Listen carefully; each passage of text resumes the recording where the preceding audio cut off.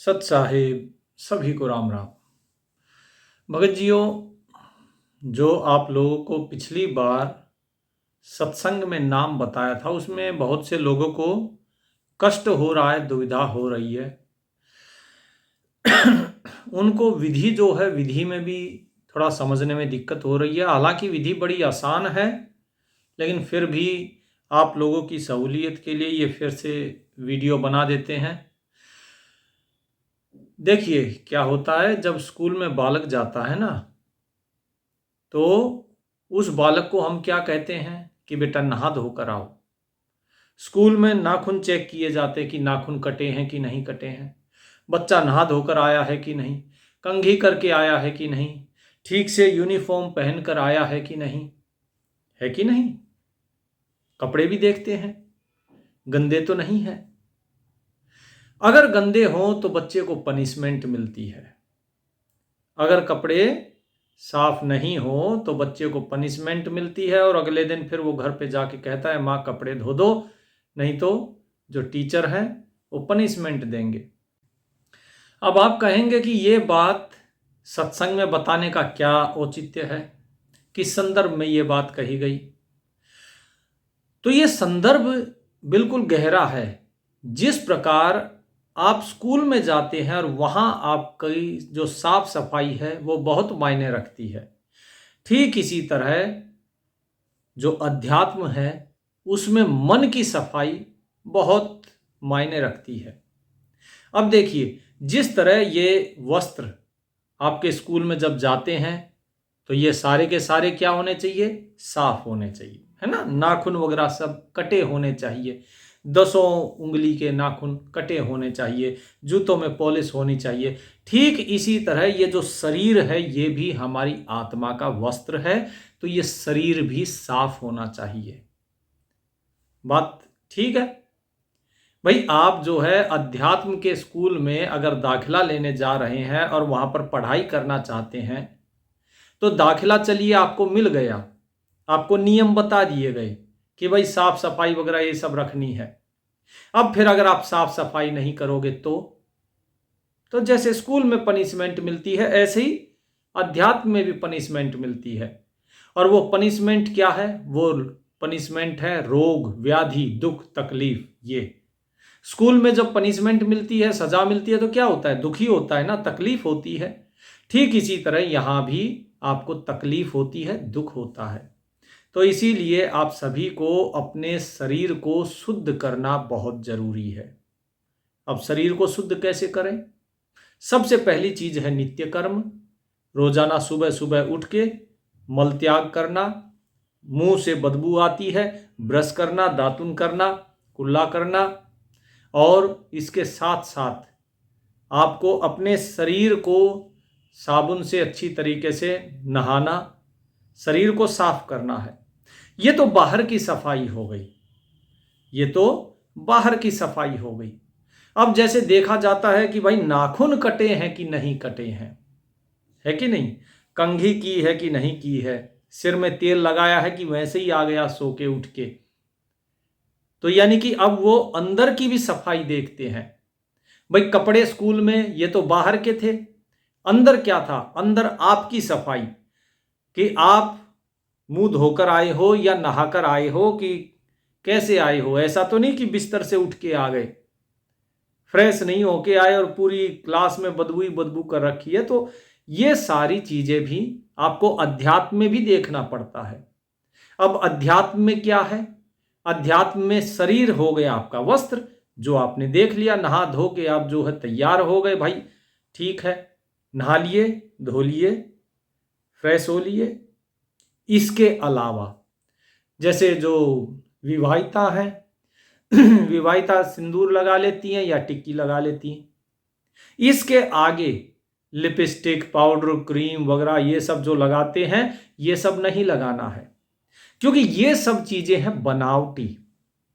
सिंदूर इसलिए लगाया जाता है, बिंदी इसलिए लगाई जाती है ताकि आपको यह पता रहे कि आप सुहागन हैं।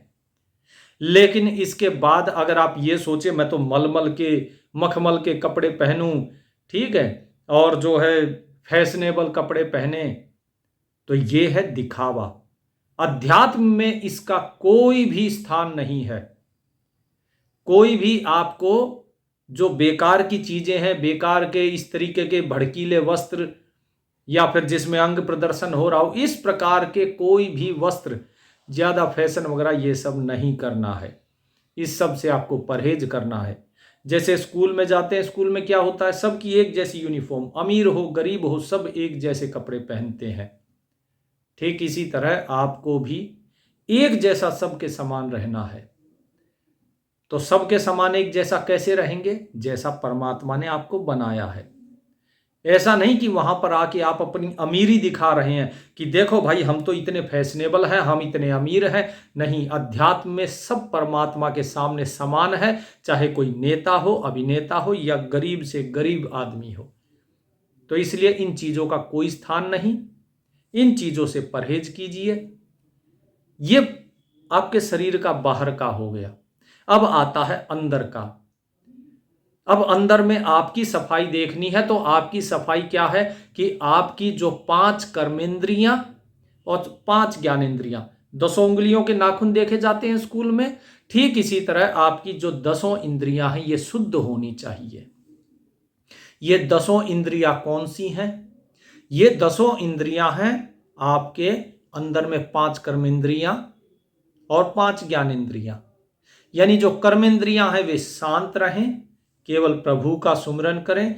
जो ज्ञानेंद्रियां हैं उनका ध्यान केवल प्रभु में लगे। कान बाहर ना सुने, अंदर सुने। नाक बाहर के स्पर्श, गंध और रूप, संगीत, इन सभी चीजों से परे होके केवल अंदर की तरफ ध्यान दें। जो श्वास अंदर जा रही है उस श्वास पे ध्यान दे, जो श्वास बाहर आ रही है उस पर ध्यान दे। और इसके बाद फिर आपके अंदर, जिस तरह स्कूल में क्या होता है, नटखटपना होता है बच्चे के अंदर, शरारत करता है, और शरारत करता है तो उसे फिर दंड मिलता है, फिर उसे मुर्गा बनाया जाता है, बेंच पे खड़ा किया जाता है। आप में से भी बहुत लोग खड़े हुए होंगे। तो कहने का अर्थ यह है कि आपके अंदर की जो चंचलता है उसे शांत करना होता है, आपके अंदर अनुशासन लाना होता है। उसी प्रकार अनुशासन अध्यात्म में भी बहुत जरूरी है। और अध्यात्म में अनुशासन के साथ साथ जिस तरह आपके मन में चलती रहेगी कुछ न कुछ विचार चलते रहेंगे, तो बालक क्या करता है, कभी बगल वाले को छेड़ेगा, कभी दूसरे बच्चे को बातों में लगाएगा। तो इस तरह बातों में लगता रहेगा, दूसरों को भी डिस्टर्ब करेगा, खुद भी डिस्टर्ब रहेगा। तो क्या करें? तो मास्टर उसको चुप कराते हैं कि चुप रहो। नहीं चुप रहता तो फिर दंड मिलता है। तो ठीक इसी प्रकार हमारे मन के अंदर भी बहुत से विकार हैं और हमारे इस शरीर में भी बहुत से विकार हैं। उन विकारों को दूर करना है। उसके लिए आपको क्या करना है? अंदर से शुद्ध होने के लिए आपको अभी जितने भी आपके चक्र हैं उन सबको शुद्ध करना होता है। जब आप अपने चक्रों को शुद्ध करते हैं तो उनका शोधन होता है और तब आप शांत होते हैं। फिर आपका सब कुछ मंगल होता है। नहीं तो क्या होगा? जैसे मास्टर जी बालक को दंड देते हैं, इसी तरह आपको भी दंड मिलेगा, शरीरों में विकार आ जाएगा, रोग आ जाएंगे। तो ये जो चक्र है, इन चक्रों की शुद्धि जरूरी है ताकि आपके शरीर में रोग ना हो, व्याधि ना हो, विकार ना हो और आप शुद्ध रहें। और जब शुद्ध रहेंगे तभी शुद्ध मन से आप परमात्मा का सुमिरन कर पाएंगे। इसीलिए जो पहले मंत्र हैं उन मंत्रों को समझिए। सबसे पहले ये जो मंत्र हैं, ये जो शरीर है, इस शरीर के अंदर वो परमात्मा ही विराजमान है। ये देह जो है देवालय कहा गया है क्योंकि इसमें देवताओं का वास है। वही परमात्मा अलग अलग रूप में आपके शरीर के अंदर विराजमान है। वही जो है आपका पालन करता है तो विष्णु कहलाता है, प्रजनन क्रिया करता है तो ब्रह्मा कहलाता है, और जब संहार करता है तो शिव कहलाता है। वही आपको सारी चीजें शुद्ध रूप से आपको सिद्धियां देता है तो वही गणेश कहलाता है। आपका शुभ करता है इसलिए गणेश कहलाता है। वही आपको ज्ञान देता है, विद्या देता है, और वही चीज आपको जो दी जाती है अद्या के द्वारा, सरस्वती के द्वारा, तो इसीलिए उसे अद्या कहा जाता है। जिसका कंठ कमल में वास है वही काली है, वही दुर्गा है, वही भवानी है। तो ये सारी चीजें आपके इस शरीर के अंदर है। आपको इन्हीं का ध्यान करके इनको शोधन करना है। और याद रखिए कि ये सब कुछ जो है, सब कुछ वो परमात्मा ही है। जो आपको बाकी लोग कुछ भी कहते रहें, बाकी पंथ अलग अलग चीजों को कहते रहेंगे, बाकी लोग कहेंगे कि ये माया है, ये ब्रह्मा है, ये विष्णु है, इसकी पूजा क्यों करनी, उसकी क्या करनी। नहीं, मैंने आपको सृष्टि रचना में गूढ़ अर्थ बताया था। एक है केवल कहानी और दूसरा है उसके पीछे का गूढ़ अर्थ। कबीर साहिब कहते हैं, धर्मदास ये अकथ कहानी कि ये कही नहीं जा सकती, इसीलिए मैं इसे कहानी के रूप में तुम्हें बता रहा हूं। तो इसीलिए उन्होंने कहानी के माध्यम से बताया था आपको। उन्होंने ये नहीं कहा कि तुम इस कहानी को ही सच मान लो। तो आप इस कहानी को सच ना माने, बल्कि जो कलाएं हैं परमात्मा की, वो कलाएं आपके अंदर भी हैं। वो परमात्मा के 16 पुत्र नहीं, वो कलाएं थी जिनके माध्यम से इस सारे संसार की रचना हुई है। तो हम एक एक करके उन चक्रों को जागृत करने का, उनको शुद्ध करने का तरीका बताएंगे। याद रखिए, इस वीडियो को आपको डाउनलोड करके किसी को भी नहीं दिखाना है, किसी को नहीं। मैं फिर कहता हूं, क्यों नहीं दिखाना है? इसलिए नहीं दिखाना है क्योंकि हर एक चीज हर एक के लिए नहीं होती। वही ज्ञान राम के पास भी था, वही ज्ञान रावण के पास भी था। यदि एक जैसा ज्ञान अगर जो अधिकारी नहीं है उसे भी अगर मिल जाए तो वो उसका दुरुपयोग कर सकता है। क्योंकि जब आप इन मंत्रों का जाप करेंगे, लगभग साल 2 साल जब आप इनका जाप करते रहेंगे, तो ये एक प्रकार की तपस्या होती है।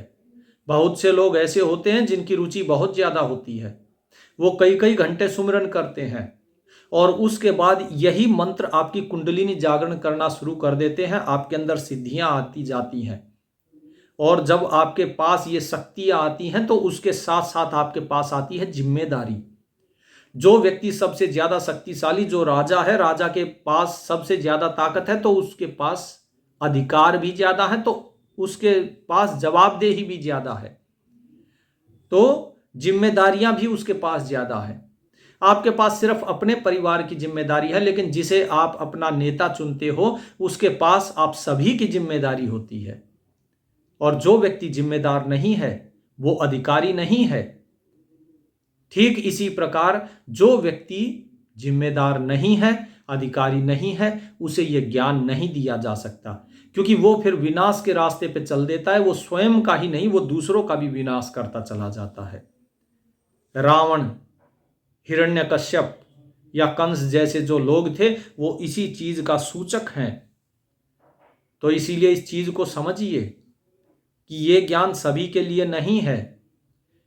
इसीलिए मैं कोशिश करूंगा इसको एम्बेड करने की, ताकि कोई इसे डाउनलोड भी ना कर सके। सिर्फ आप लोगों के लिए ये मेंबर्स ओनली वीडियो रहेगी। इसे किसी को ना दिखाएं जब तक कि वो व्यक्ति नामदान नहीं लेता हो।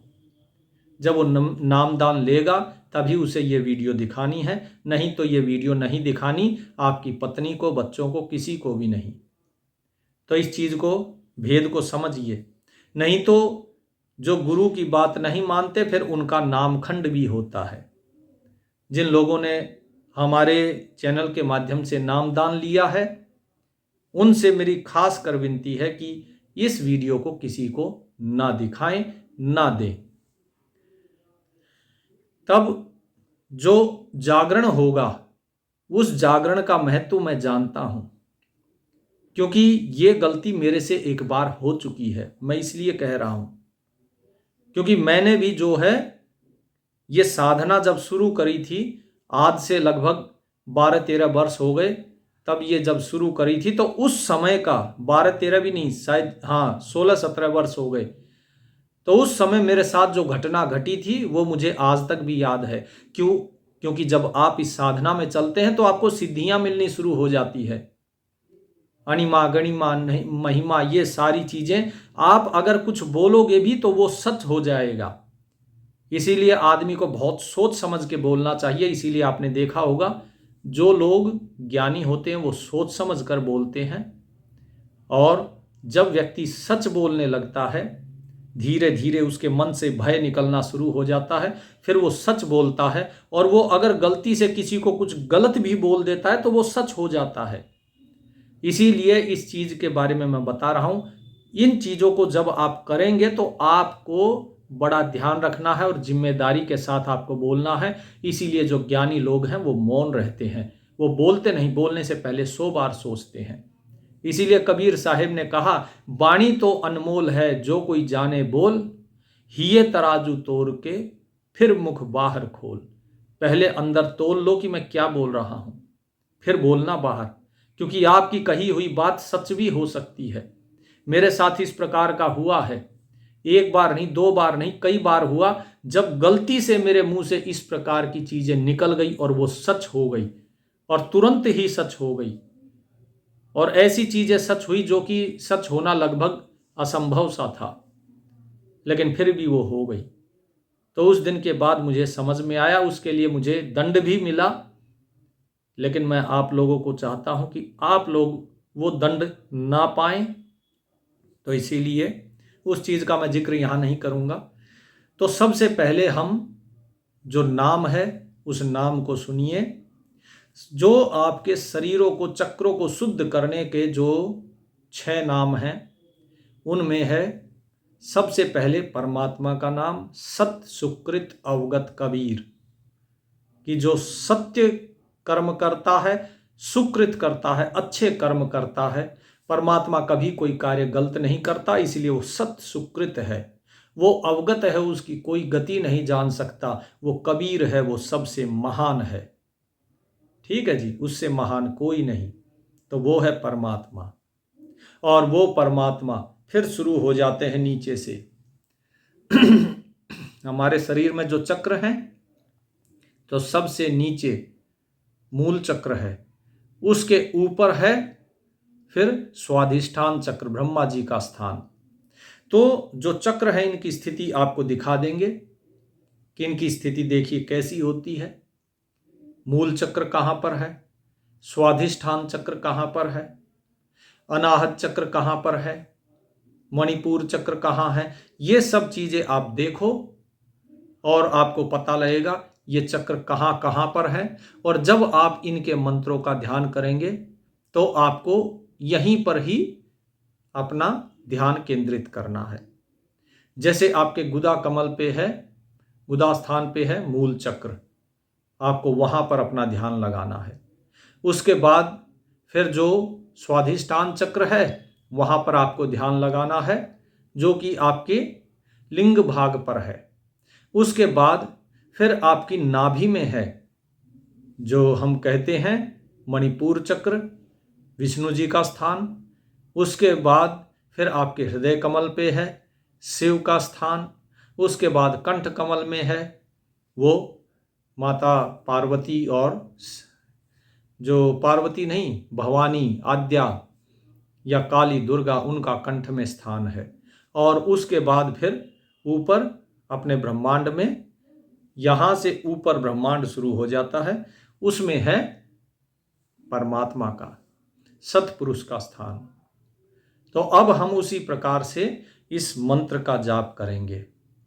इस मंत्र का जाप अकेले में बैठ के कीजिए, किसी बंद कमरे में कीजिए, या कहीं बाहर जाके कीजिए जहां इसे कोई ना सुने। ठीक है जी। तो क्योंकि ये मंत्र किसी को सुनाना नहीं है, तो सबसे पहले है सत सुकृत अवगत कबीर, ओम ओम ओम ओम। ये ओम मंत्र है ब्रह्मा का। ये ओम मंत्र ब्रह्मा का, तो सबसे पहले ब्रह्मा सृष्टि की उत्पत्ति करते हैं। उसके बाद फिर गणेश जी, उसके उत्पत्ति जो हुई है सृष्टि की, उसकी सारे शुभ अशुभ उनको रिद्धि सिद्धि सब प्रदान की जाती है। तो फिर गणेश जी का, हालांकि गणेश जी का स्थान नीचे है, ब्रह्मा जी का ऊपर है, लेकिन जब हम नाम सुमिरन करेंगे तो उसमें ये सभी मंत्र हैं, ये नाम नहीं है, ये मंत्र हैं। जब आप ओम बोलते हो तो ब्रह्मा जी जो हैं, ब्रह्मा जी का अर्थात जो स्वाधिष्ठान चक्र है वो सक्रिय होता है।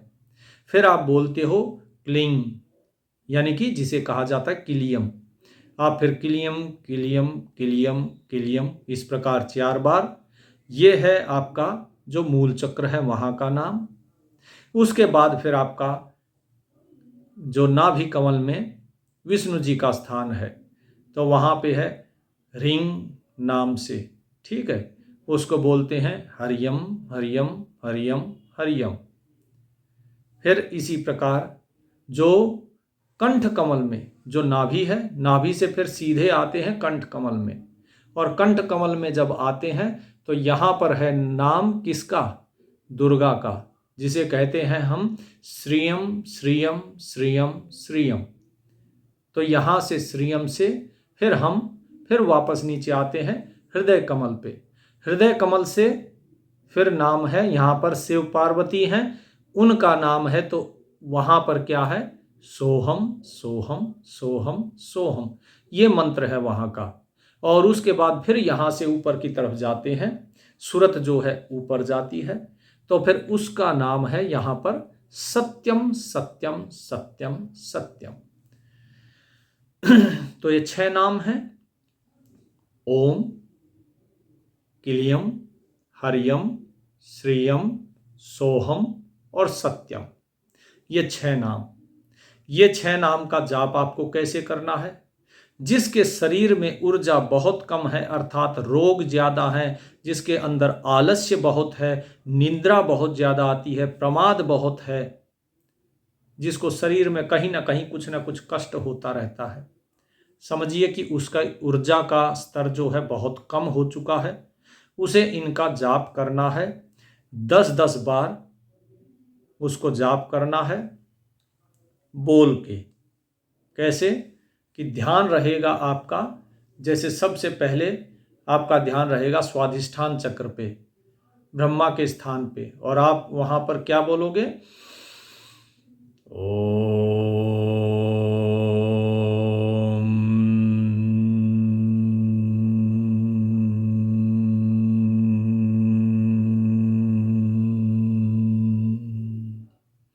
इस ओम को आपको इस प्रकार से उच्चारण करना है कि ओ थोड़े समय के लिए और मैं लंबे समय के लिए, और मैं को बोलने का तरीका ऐसा होना चाहिए, एक तो आप कहोगे जहां पे आपका वाइब्रेशन सिर्फ यही है, दूसरे में आपका वाइब्रेशन नीचे आएगा, और गहराई से करेंगे तो वाइब्रेशन नीचे की तरफ जाएंगी। तो आपका जो है वाइब्रेशन नीचे होनी चाहिए आपकी इंद्रिय कमल पे, ठीक है जी। उसके बाद फिर दूसरा जो मंत्र है, उस मंत्र को आप कैसे जपेंगे, उसमें भी आपको फिर जैसे किलियम शब्द है, किलियम जो मंत्र है, उस किलियम मंत्र में आप जब उच्चारण करते हो तो केवल क्लिंग का जाप करते हो। कैसे, क्लीं,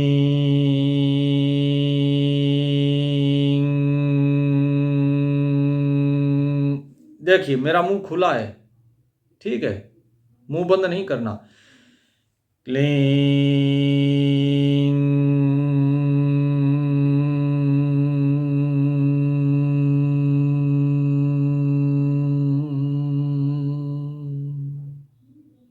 इस प्रकार से।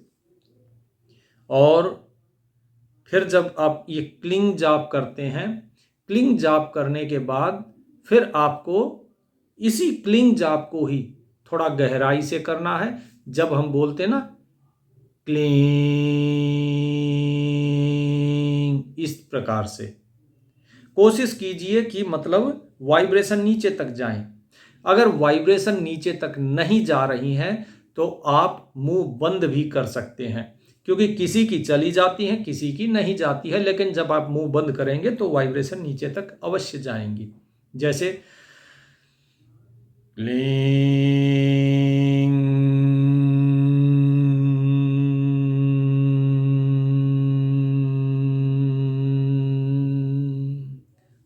पे क्लिंग की जगह क्लिम हो जाता है। मुख्य चीज क्या है कि आपकी वाइब्रेशन नीचे तक जाए। अब वहां पे जब चली गई तो अब वहां से उल्टा ऊपर चलना है। अब वहां से जब ऊपर चलना है तो आप क्या करेंगे, फिर नाभि कमल में आते हैं, क्योंकि पहले ब्रह्मा जी के बाद फिर नीचे गए और नीचे से सूरत को पकड़ के फिर ऊपर उठाना है। पहले ओंकार ब्रह्मा जी के पास, वहां से ऊर्जा उत्पन्न होगी। आपकी ऊर्जा कम है, उस ऊर्जा को उत्पन्न होने दो, अपने अंदर के जो अंधकार है उसे दूर होने दो। फिर नीचे जाके नीचे से जो हमारी जो मूल कमल है वहां से सूरत को ऊपर उठाना है। वहां से जब ऊपर उठाएंगे फिर आते हैं हम नाभि कमल में, फिर जहां हम बोलते हैं हरियम का जाप यानी रिंग। फिर बोलते रिंग।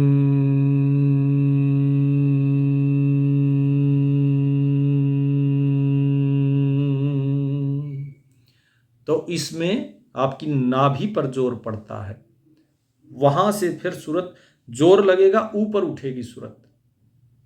तो जब सूरत ऊपर उठेगी तो फिर आएंगे हम सोहम पे यानी हृदय कमल में।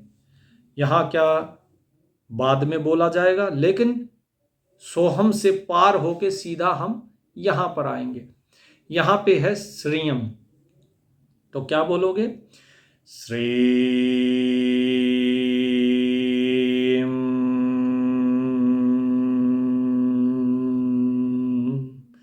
यहां आप देखोगे कि आपका सारा वाइब्रेशन यहां गले में है।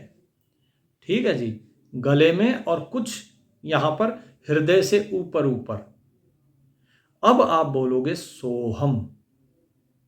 ठीक है जी, सोहम किस लिए, क्योंकि अब यहां से सूरत फिर आएगी नीचे और फिर वापस ऊपर जाएगी। आप बोलोगे बोले जी ये ऊपर नीचे क्यों कर रखा है, एक ही बार में ऊपर उठा दो। आपको ये बोला जाएगा एक ही बार में 10 किलोमीटर दौड़ लो। 100 की स्प्रिंट जब आप लगाते हो उसी स्पीड से आप दौड़ सकते हो, नहीं दौड़ सकते हो। तो यदि आप लगातार ऐसे करोगे तो आप थक जाओगे। तो इसीलिए आपको क्या करना है, आपको पहले नीचे मूल कमल से पहले आपको ब्रह्मा जी का जो स्वाधिष्ठान है वहां, तो पहले स्वाधिष्ठान में आप जाइए। स्वाधिष्ठान में जाके फिर नीचे मूल कमल से सूरत उठाइए और सीधा ऊपर आइए हरियम पे। हरियम से सूरत उठाइए और सीधा श्रीयम पे। श्रीयम के बाद फिर आइए नीचे सोहम पे। सोहम से फिर सूरत उठाइए, फिर ऊपर सत्यम पे। सत्यम का जाप बोलकर नहीं करना होता है, केवल सोहम तक ही जाप करना होता है। श्रीयम के बाद जैसे ही फिर नीचे आना है, फिर बोलिए सोहम।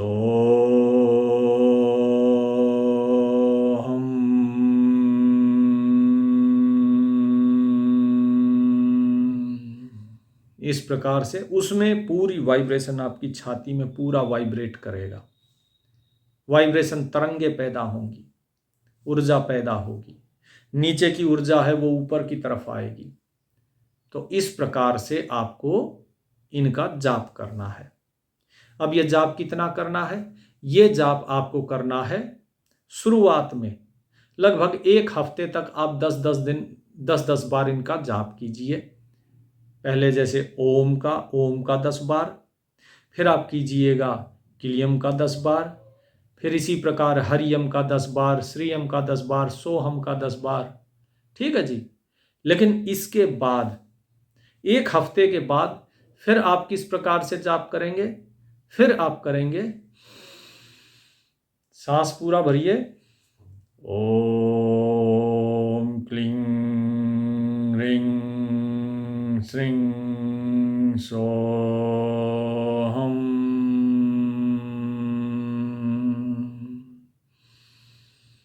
ओम क्लीं रिंग श्रीं सोहम। इस प्रकार से 10 बार इसका। तो ऐसे आपने कर लिया। ये 10 बार पहले अलग अलग और बाद में इकट्ठा एक साथ। अब इस एक साथ में क्या होता है, आप शुरू में तो आपकी आदत पड़ती है धीरे धीरे, और फिर जब एक साथ करेंगे तो वो सूरत चलना शुरू होती है, जो ऊर्जा है वो चलना शुरू होती है। आप एक ही बार में ऊपर लाते हैं, क्योंकि शुरू में क्या होता है ना, शुरू में आप नहीं दौड़ पाते, शुरू में आप एक एक करके करेंगे, क्योंकि प्रैक्टिस नहीं है आपकी, अभ्यास नहीं है, आप एकदम उतना लंबा नहीं दौड़ सकते हो। लेकिन जब व्यक्ति का अभ्यास हो जाता है, तो अभ्यास होने पर, अभी तो मैंने एक हफ्ता बताया, लेकिन आप खुद देखोगे कि एक हफ्ते से बात नहीं बनेगी। एक हफ्ता उनके लिए है जो पहले करते थे और अभी छोड़ दिया, लेकिन जो नया है उसको लगभग एक महीना में से अभ्यास करना चाहिए। और ये जो अभी बताया आपको, इसका अभ्यास आपको दिन में 10 बार आपको करना है। और उसके बाद क्या होगा, इसमें आपको भाव क्या रखना है कि वो परमात्मा सत सुकृत अवगत कबीर, वही ओंकार है, वही गणेश है, वही विष्णु है, वही शिव है, और वही शक्ति है, सब कुछ वही है। ये आप बोलते हुए करेंगे 10 बार। और इसके बाद फिर आप आ जाते हैं अजपा पे, इन मंत्रों के जाप पे। तो देखिए, आपने 10 बार किया अलग अलग, ये अलग अलग आप करेंगे शुरू के एक हफ्ता या एक महीना, जब तक आपका मतलब प्रैक्टिस नहीं हो जाती। जैसे मैंने बताया ना, एकदम से आपको बोले कि 1 किलोमीटर दौड़ लो, आप नहीं दौड़ पाओगे उसी स्पीड से, आपको रुक रुक के जाना पड़ेगा। लेकिन फिर आप क्या करोगे, फिर आप एक साथ चलना शुरू हो जाते हो, फिर एक साथ आप नीचे से ऊपर चलोगे। मतलब आपको रुक रुक के नहीं करना, कि एक ही मंत्र को बार बार नहीं करना, एक मंत्र एक बार, अगला फिर अगला, फिर अगला, फिर अगला, इस तरह। ओम क्लीं ह्रीं श्रीं सोहम, इस प्रकार से। अब इसके बाद फिर आता है आपका अजपा की बारी।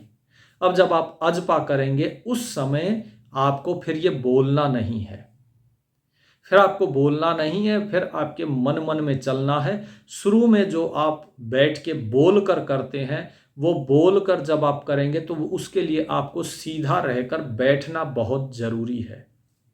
वो आपको बैठकर ही करना है, चाहे आप कुर्सी पे बैठें, चाहे आप पालथी मार कर बैठे सुखासन में, इस प्रकार से। तो आप जब भी बैठते हैं बैठकर ही उसका जाप करना है। लेकिन जो अजपा है, अजपा का जरूरी नहीं है कि आप बैठकर ही करें, आप चलते फिरते खाते पीते भी आप कर सकते हैं, उठते बैठते आप उसका कर सकते हैं, इस मंत्र का अजपा जाप। तो ये आपके अंदर के सारे चक्रों को शुद्ध करेगा। तो अब अजपा कैसे होगा, अजपा में श्वास के साथ सत सुकृत अवगत कबीर, ओम ओम ओम। और फिर आप पहुंचे कहाँ तक, स्वाधिष्ठान चक्र तक। जब स्वाधिष्ठान चक्र तक आप पहुंच गए तो उसके बाद यहाँ पर आप बोलते गए सत सुकृत अवगत कबीर, फिर यहाँ पर रुककर ओम ओम ओम ओम 4 बार, ध्यान यहाँ। उसके बाद ये मन मन में बोलना है आपको, मुंह से नहीं बोलना है। कई लोग क्या करते हैं कि श्वास अंदर भर के फिर मन मन में जपेंगे ओम ओम ओम ओम, नहीं, श्वास अंदर जाते जाते ही ओम ओम ओम ओम, ध्यान स्वाधिष्ठान चक्र पे। और उसके बाद फिर वो जपेंगे क्या, श्वास छोड़ते समय क्लिंग क्लिंग, यानी कि किलियम किलियम। मन में जब आप बोलोगे तो किलियम किलियम किलियम किलियम, उस समय आपकी श्वास ऊपर आ रही होगी, यानी आपकी नीचे की ऊर्जा को ऊपर लेके आना है। लेकिन ध्यान कहाँ रहेगा, ध्यान रहेगा आपका जो आपका मूल चक्र है, मूल चक्र पे, ध्यान मूल चक्र पे, और श्वास आ रही है ऊपर, यानी आपकी जो सूरत है उस सूरत को ऊपर श्वासों के साथ आएगी वो, ठीक है। लेकिन वो कहाँ लगी रहेगी सूरत, मूल चक्र पे। अब उसके बाद फिर क्या करना है, फिर आप फिर से सांस लोगे, और सांस लेते समय आपका ध्यान कहाँ रहेगा, आपकी सूरत आ जाएगी अब नाभि कमल पे। नाभि कमल पे आती जाएगी सूरत और अंदर से श्वास जाएगी हरियम हरियम हरियम हरियम। श्वास अंदर जा रही है और हरियम हरियम का जाप चल रहा है अंदर ही अंदर, मन ही मन में। और फिर जब श्वास ऊपर की तरफ उठेगी तो सूरत यहाँ से यहाँ लेकर आइए और सांस आती जाएगी श्रीयम श्रीयम श्रीयम श्रीयम 4 बार। तो आपको क्या करना है, श्वास जब आएगी तो हरियम, श्वास जब बाहर जाएगी तो श्रीयम। ये सभी जाप मन में होने हैं। उसके बाद फिर श्वास लेंगे सोहम सोहम सोहम सोहम। यहां पर आपकी सूरत रहेगी। श्रीयम के बाद श्वास पूरा निकल गया, फिर सूरत यहां लाइए और सांस लेते जाइए श्रीयम श्री सोहम सोहम सोहम सोहम। और उसके बाद फिर से जब यहाँ से श्वास वापस जाएगी तब मन में बोलना है सत्यम सत्यम सत्यम सत्यम। ये सब मनसा जाप है। इन मंत्रों के सत्यम का उच्चारण नहीं करना है। जब आप 5 नाम का उच्चारण कर रहे होंगे उसमें सत्यम का सुमिरन नहीं होता, केवल अजपा में होता है। सत्यम उसी परमात्मा का ही नाम है। तो इसीलिए, क्योंकि शुद्ध आपको क्या करना है, शुद्ध आपको करना है ये पिंड, ठीक है। और सत्यम कहाँ है, वो तो ब्रह्मांड में है। तो इसीलिए जब आप बोलते हो तो उस समय आपको सिर्फ इसका जाप करना होता है। और जब आप वापस ऊपर चलते हो, जब अजपा करते हो, तो उस समय ये शुद्ध हो चुके होते हैं। केवल अब आपको क्या करना है, जैसे वो होता है ना कि मतलब मेंटेनेंस, साफ सफाई तो कर चुके, अब बस उसमें दोबारा से मैल ना लगे, तो बस झाड़ फूक होनी है। तो आपको एक बार मन मन में इनका सुमिरन करना है और उस समय ऊपर तक, नीचे फिर ऊपर तक, क्योंकि अब आपका जो रास्ता है यहां तक जो था अब उसको आगे भी खोलना है। अब वो पिंड हो गया, अब अंड और ब्रह्मांड की तरफ चलना है। तो उस समय हम सत्यम बोलते हैं। तो इस प्रकार से आपको सुमिरन करना है। अब अजपा का तो मैं कैसे करके दिखाऊं, क्योंकि अजपा में तो मैं बोल ही नहीं सकता, आपको पता ही नहीं लगेगा। हाँ, लेकिन श्वासों की गति देखिए।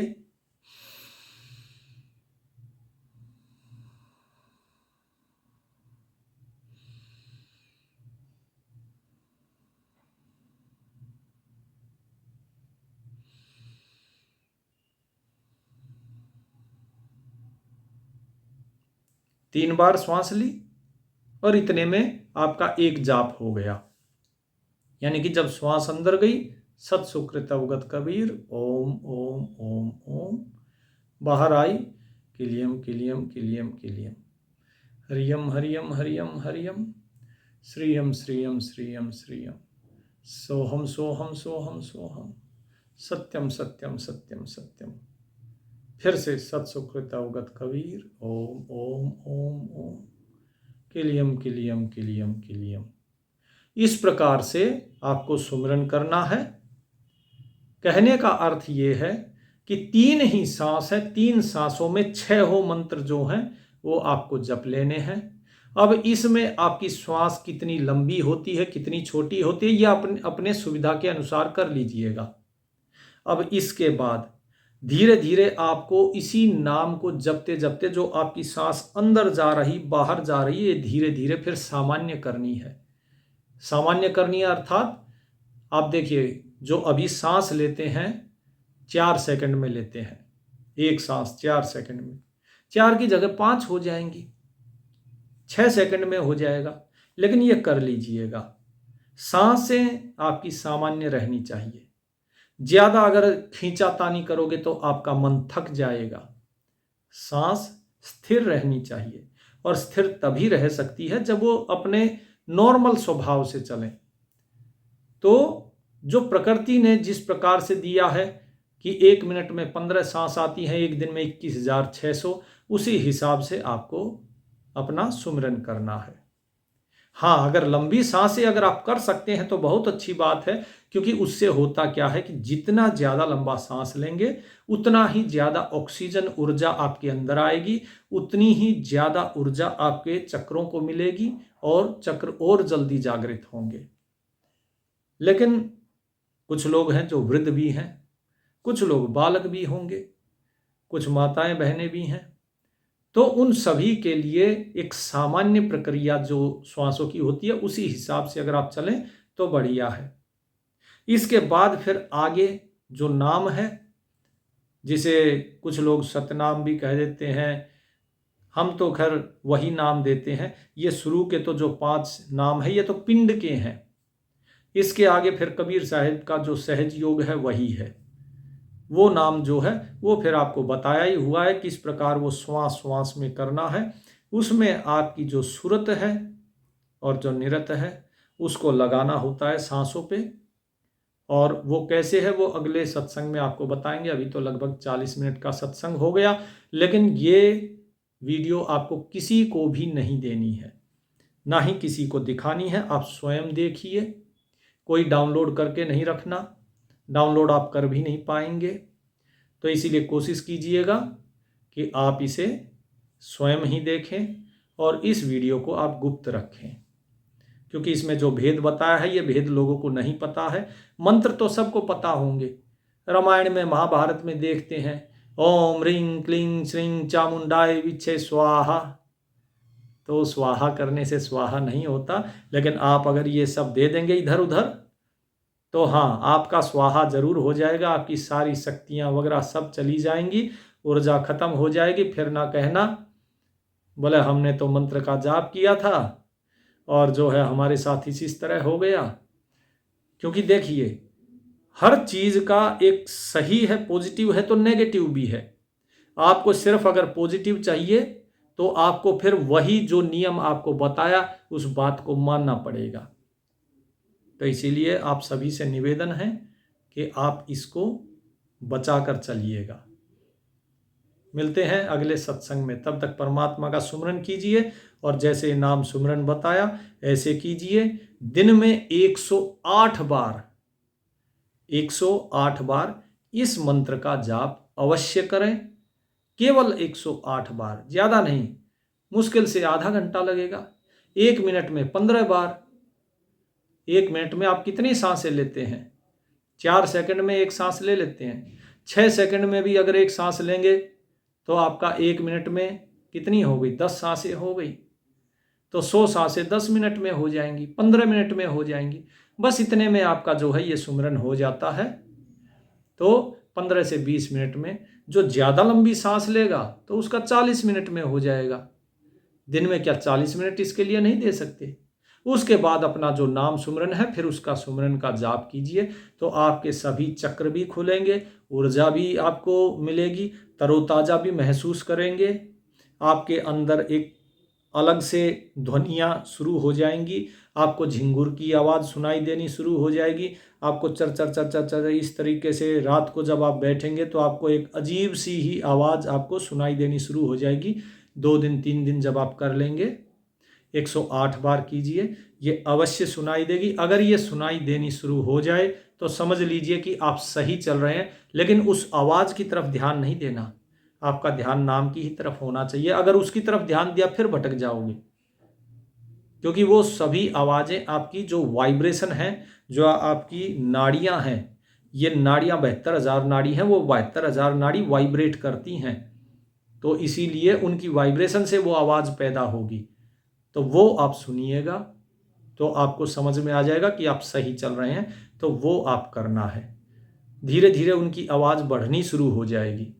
आप नहीं सुमरन कर रहे होंगे, बैठे होंगे, तब भी आपको वो महसूस होनी शुरू हो जाएंगी। तो यानी कि आपकी जो नाड़ी चल रही है वो ठीक है। तो इसीलिए आप सभी से निवेदन है कि जो बताया गया उसको कीजिए। परमात्मा आप सभी का कल्याण करें। सत साहिब।